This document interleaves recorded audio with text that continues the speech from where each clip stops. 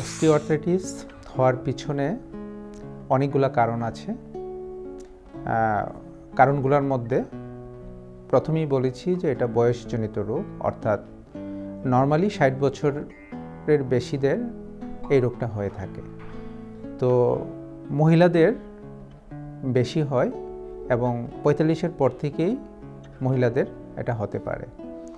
তারপর যারা একটু ওজন বেশি তাদের হতে পারে।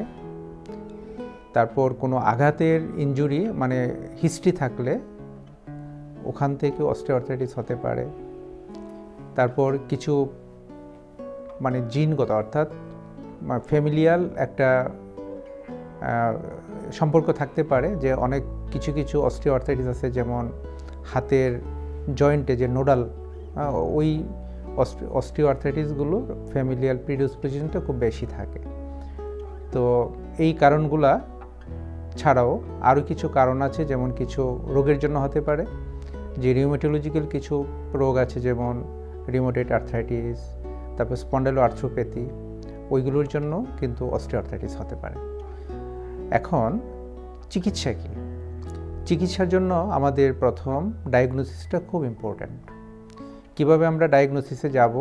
আমরা সিম্পল একটা এক্সরে করব, যে এক্সরে নি জয়েন্ট, হাঁটুর একটা এক্সরে। এই এক্সরের মাধ্যমে আমরা অস্টিওআর্থ্রাইটিসটাকে 4টা স্টেজে ভাগ করতে পারি, জাস্ট এক্সরেটা দেখে। Stage 1, stage 2, stage 3, stage 4।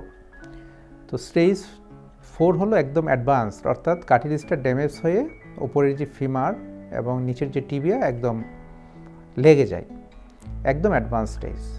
তো স্টেজ 1 এবং স্টেজ 2 যদি থাকে তাহলে আমাদের চিকিৎসাটা সহজ হয়ে যায়। আমরা কি করি এই ধরনের ক্ষেত্রে?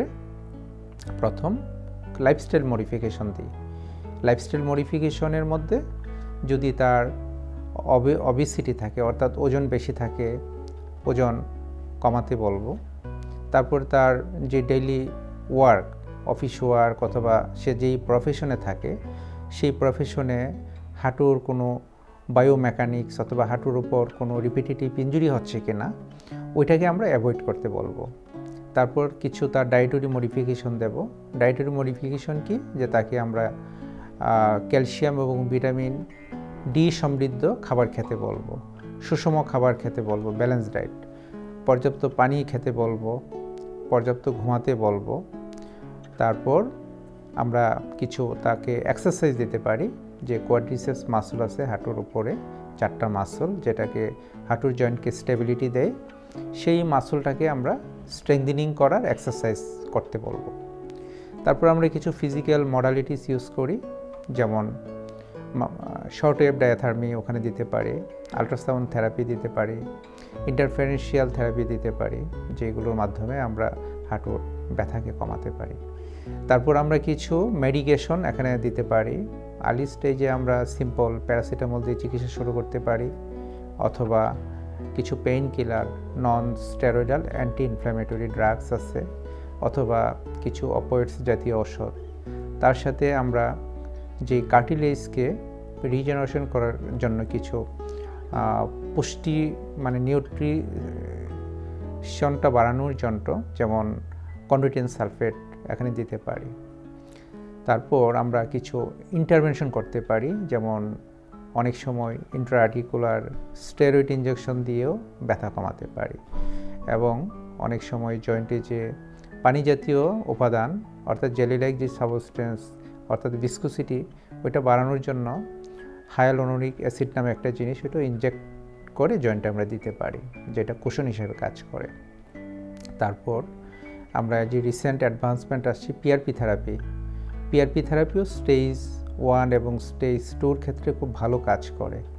আমাদের মেইন টার্গেট হলো যে স্টেজ 1 এবং স্টেজ 2 থেকে যাতে স্টেজ 3 এবং স্টেজ 4-এ যেতে না পারে। তো স্টেজ 3 এবং স্টেজ 4-এর চিকিৎসা কি? স্টেজ 3 এবং 4 হলে আমরা যেটা করব, যে আগের যেই ট্রিটমেন্ট প্ল্যানটা বললাম ওইটা করব। ওইটা করার পরও দেখা গেল যে অনেক দিন ধরে তার অস্টিওআর্থ্রাইটিসের জন্য তার স্টেজ 3 অথবা 4-এ গেল, সাথে পা বেঁকে গেল ধনুকের মতো। তো এই ধরনের ক্ষেত্রে তার অসহনীয় পেইন, এই আগে যেই অপশনগুলো বললাম এগুলো দেওয়ার পরও ব্যথা কমছে না, তখন আমরা রিসেন্ট যে একটা আসছে রেডিও ফ্রিকোয়েন্সি অ্যাবলেশন, অর্থাৎ ওখানে যে একটা নার্ভ নি জয়েন্টকে সাপ্লাই দেয় যার কারণে ব্যথাটা হয়, ওই নার্ভটাকে নিউরোলাইসিস করা, অর্থাৎ ওই নার্ভটাকে আমরা অ্যাবলেশন করে দিই। হ্যাঁ, অর্থাৎ নার্ভটাকে যদি ওখানে ড্যামেজ করে দিই তাহলে আর ওখানে পেইন হয় না, এটা একটা অপশন। আর লাস্ট যেটা, যে একদম অ্যাডভান্সড কেস হলে তখন হয়তো নি রিপ্লেসমেন্টে যাওয়া লাগতে পারে। তো সুপ্রিয় দর্শকবৃন্দ, নি রিপ্লেসমেন্টের কথা শুনে আবার ভয় পাওয়ার কোনো কারণ নাই। আমরা যদি স্টেজ 1 এবং স্টেজ 2তেই সতর্ক হয়ে যাই, তার জন্য প্রতিরোধের ব্যবস্থা নিই, নিয়মকানুনগুলো মানি, লাইফস্টাইলটা যেই আমাদের ডেইলি লাইফস্টাইল ওইটা যথাযথভাবে মেনে চলি, ওজন কম রাখি, পর্যাপ্ত পরিমাণ সুষম খাবার, ভিটামিন ডি, ভিটামিন, ক্যালসিয়াম সমৃদ্ধ খাবার খাই, রেগুলার কিছু এক্সারসাইজ করি এবং কিছু মেডিকেশন নিই, আমরা নিশ্চয়ই ভালো থাকব। তখন কিন্তু আর স্টেজ 3 আর স্টেজ 4-এ ওই পেশেন্টরা ধাবিত হবে না। ধন্যবাদ সবাইকে।